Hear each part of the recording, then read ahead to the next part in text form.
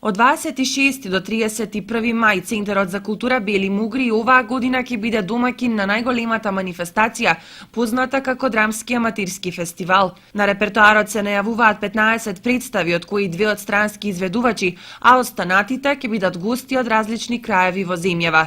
Од Кочани закажана е представата Кралот Иби, кенгурски скок, а потоа ќе следува изложба насловена Напред во минатото. Од 30 до 40 аматерски драмски ансамбли од државата секоја година се пријавуваат.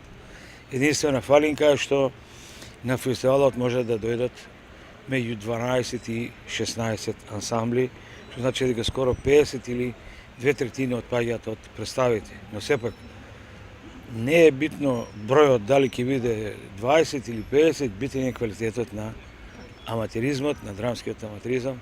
Ако е квалитетно, сигурно дека ќе биде застапено во програмата на фестивалот. Традиционално и оваа година ќе се доделуваат награди за најдобрите, од кои Гран При за најдобра представа, награда за најдобра режија за представа со експериментални иновации, како и награди за најдобра главна и споредна улога во машка и женска категорија. На сцената ќе бидат представени повеќе театарски работилници и уште многу изненадувања за посетителите.